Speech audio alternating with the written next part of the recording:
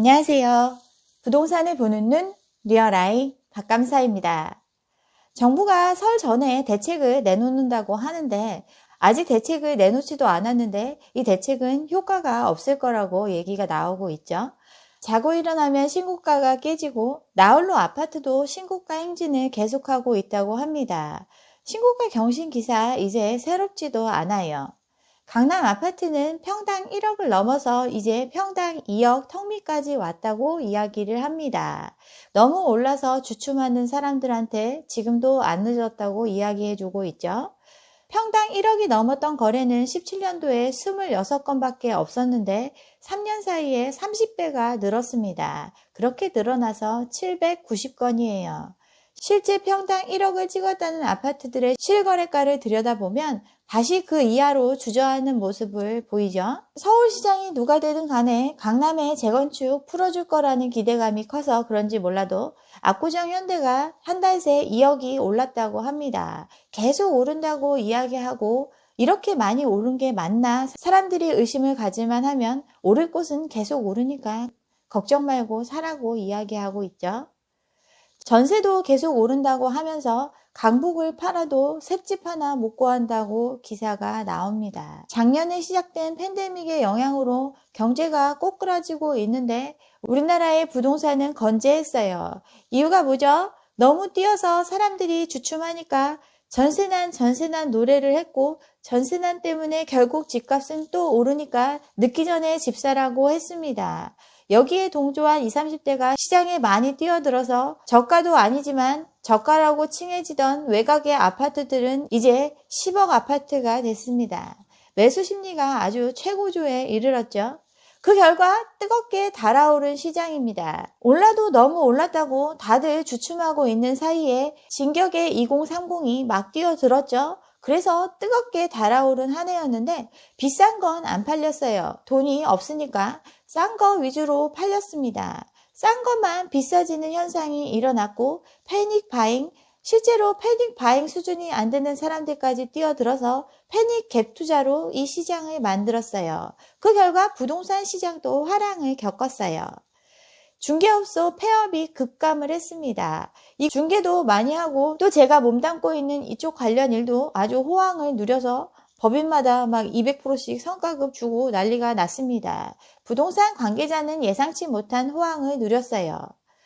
패닉 바잉으로 이끈 키워드는 전세난이죠. 올해도 여전히 전세난은 이어진다고 합니다. 사상 최악의 전세 대란이 올 거라고 얘기하면서 작년에 패닉 바잉 했던 사람들 잘했고 이제 올해도 나머지들도 패닉 바잉 하라고 이야기하고 있어요. 연도별 거래량을 한번 살펴보면 제가 이제 겨울이 온다고 얘기했던 19년도에 거래가 가장 많이 줄었습니다. 그러다가 다시 거래가 치솟아 올랐죠. 전국도 그렇고 서울도 마찬가지입니다. 역병 때문에 실물 경제가 멈춘 상황에서 부동산 값만 오른다고 하니까 패닉바잉 영끌들이 뛰어들면서 거래가 폭증을 했어요. 싼 아파트들이 이제 전부 다 비싸졌습니다. 그런데 살 사람이 다 샀는지 거래가 다시 안 되고 있죠. 전세난 노래를 불러서 미래 수요를 모두 다 끌어들인 결과 이제 없는 거죠. 영끌 패닉바잉 다 끌어내고 나니까 다시 거래가 얼어붙고 있어요. 이렇게 되고 나니까 이제 뒷북을 치고 있습니다. 참 정책은 굉장히 느린 것 같아요.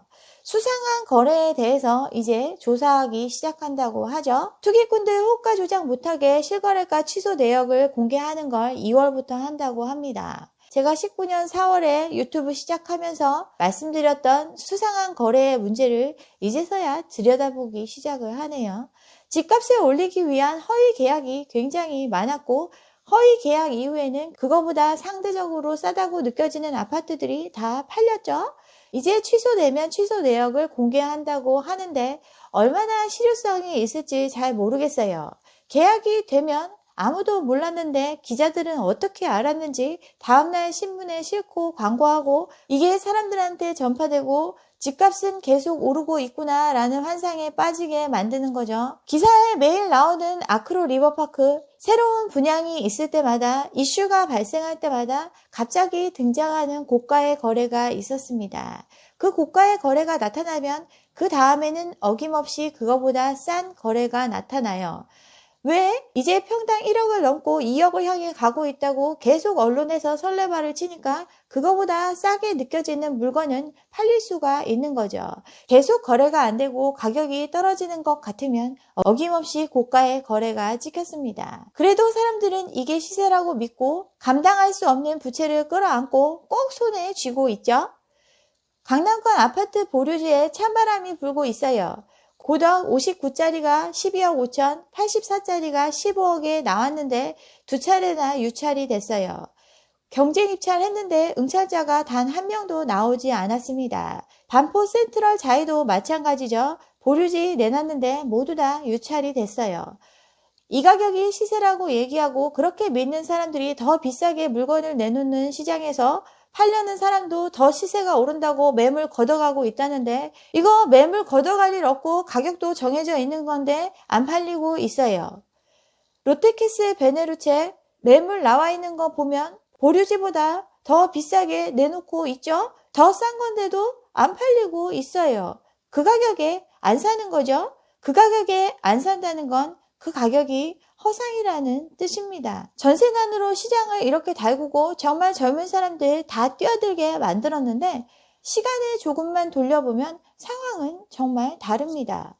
18년도 기사인데 강남 아파트도 역전세난이 일어났죠.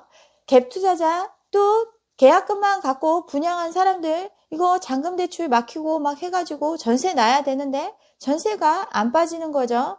전세 물량이 쌓이고 오히려 2년 전 계약금보다 전세금을 돌려줘야 되는 역전세가 현실화됐습니다.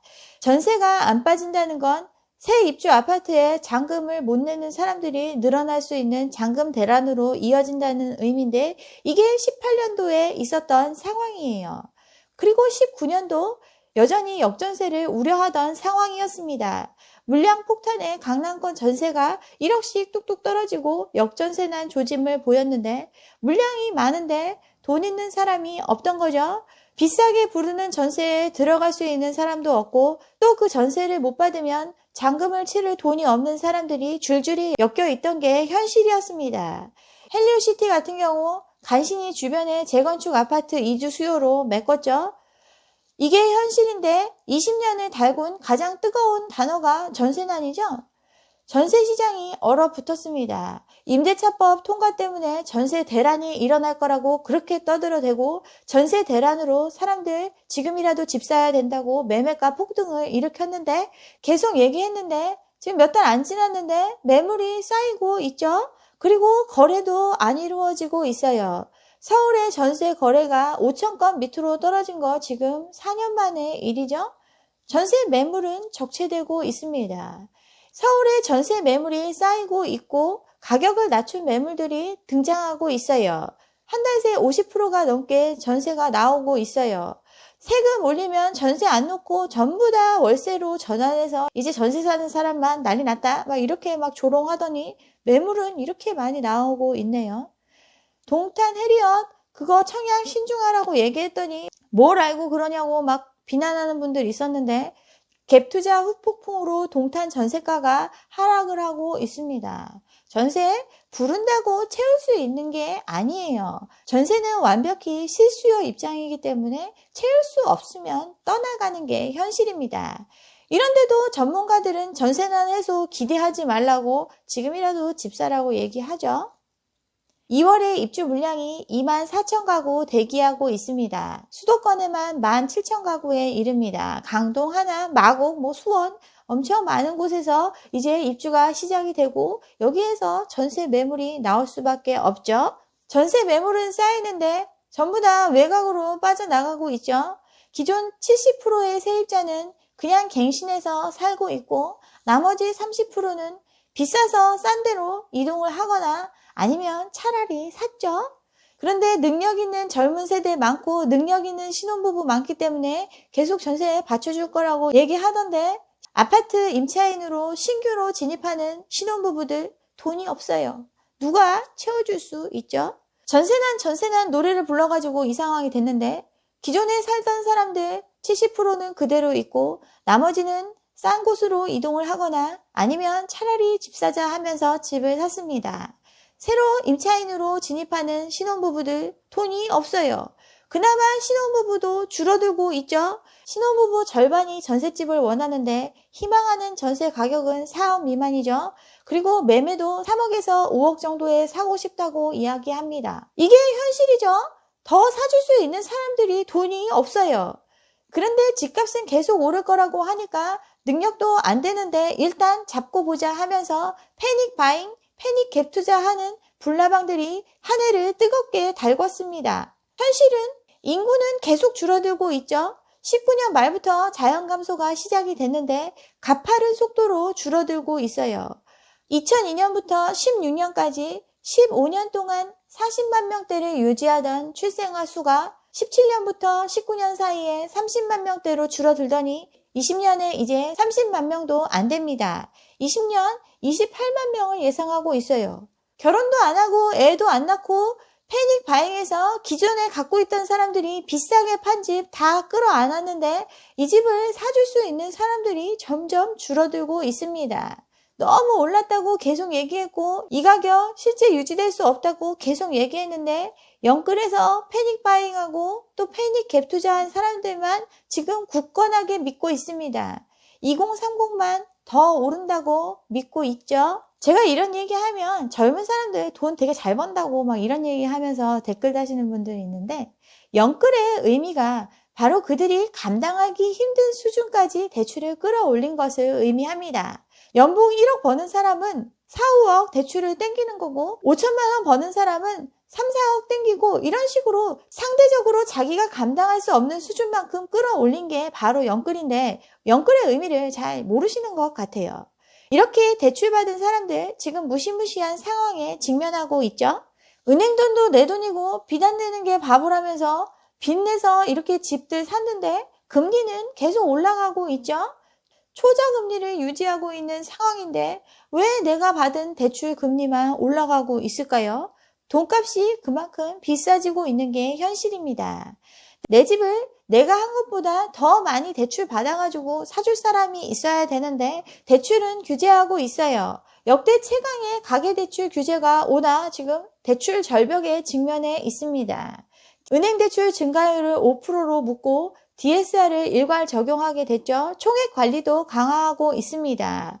대출 조건도 엄격해지고 대출 한도도 줄어들고 있는데 지금 나 말고 다른 사람들은 어디서 돈 되게 많이 벌었나 봐요. 그 돈으로 내가 부르는 호가로 집 사줄 거라고 기대하면서 지금 끌어안고 있습니다. 유튜브 시작할 때부터 지금까지 맨날 똑같은 얘기 하고 있는데 손바닥으로 하늘을 가린다고 하늘이 가려질까요? 사과가 썩었는데 가마니로 덮어놓으면 냄새가 안 나나요? 썩은 사과가 다시 새 사과가 되지 않죠? 더 굶고 더 처리하기 힘든 시련이 기다리고 있어요. 이게 지금 우리가 처해 있는 현실입니다. 네, 여기까지 오늘 준비한 내용이고요. 오늘 제 영상이 좋았다면 좋아요와 구독 잊지 마시고 다음 영상도 함께 해주시기 바랍니다. 감사합니다.